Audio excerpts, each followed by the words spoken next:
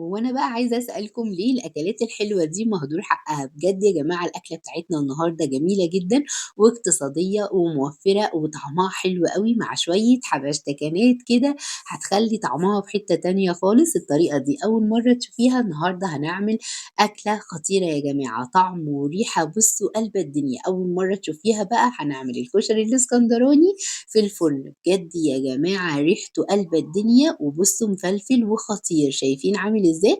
مع شوية بقى فلفل بالصلصة حامي كده، حاجة كده تنزل في القلب مش في المعدة، مع شوية سلطة. وكمان الأكلة دي هتعجبكم جدًا، اعملوا لايك وشير ويالّا بينا على الطريقة والمقادير.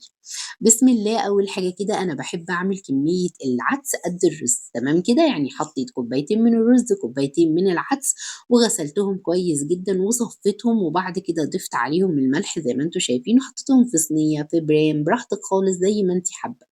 ضِفت عليهم معلقتين زبدة كبار كده أو سمنة بلدي، خلّيكِ سخية كده عشان طعمها يبقى حلو.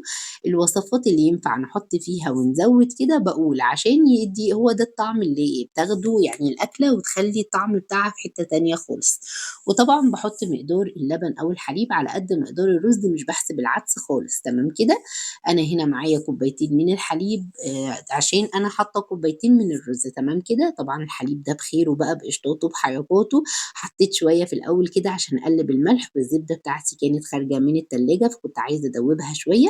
وبعد كده باجيب نُص كوباية من المَيّة دي زيادة كده باحطها عشان خاطر التسوية، أضمن التسوية تبقى مضبوطة. باساويها بالشكل ده وابتدي أحط من فوق الوش كده معلقتين قشطة كنت شايلاهم من وش اللبن. لو ما فيش خلاص تقدري تستغني عنها، بس بجد، بجد بتفرق في الطعم والشكل كمان بتاع البرام بتاعنا أو الصينية بتاعتنا بيبقى خطير. بادخّله الفرن على درجة حرارة 200 وباحطه كده في الرف الوسطاني بيستوي وياخد لون من تحت ومن فوق كده يا جماعة بيطلع خطير. حابة تغطّيه غطّيه، بس أنا ما غطيتهوش واستوى معايا وكان زي الفل، مش بياخد وقت خالص، حوالي نُص ساعة في الفرن وبيخرج بالجمال والطعومة دي، شايفين؟ بُصّوا بجد يعني يتاكل لوحده كده، عايزة أقول لكم إن الريحة قالبة الدنيا. حضّري معاه بقى شوية حبشتكنات كده، سلطة خضرا، بيض مسلوق، شوية فلفل بالصلصة الحامي ده يا جماعة بينزل في قلبي كده، عايزة أقول لكم إن أنا باحبه جنب كل الأكل، طعمه بيبقى خطير.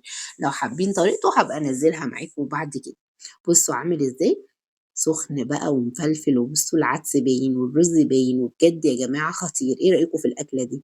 أكلة اقتصادية وسهلة وبسيطة ومفيدة ومغذية كمان، ومش هتاخد منِّك وقت خالص، يعني لو أنتِ عايزة أكلة في الإنجاز مش هتاخد معاكِ نُص ساعة وهتكون جاهزة. بُصّوا الجمال والطعامة. اعملوا لايك وشير للفيديو، وبألف هنا وشفا وبس كده.